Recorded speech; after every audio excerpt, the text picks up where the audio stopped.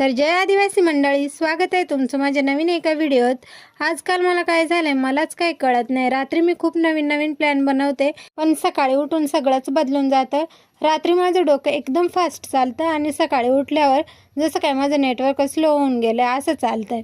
असो, काल संध्याकाळी मी वाटाण्याची डाळ थोडी भाजून गिरणीत दळायला घेऊन गेलेली, पण गेले तर गिरणच बंद होती। मग मी ती परत घरी घेऊन आली आणि आज सकाळीच मला वहिनीने केळीच्या सोंडीची भाजी आणून दिलेली।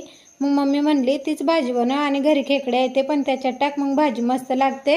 ही केळी सोलताना हात खूप काळे होऊन जातात, मग मी हातात प्लास्टिकच्या पिशव्या घातलेल्या, तशी केळी सोलून घेतली।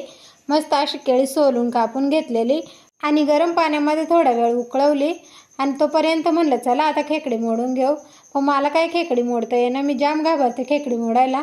मग माझ्या मम्मीनेच खेकडी मोडून पण दिली आणि उपचून पण दिली।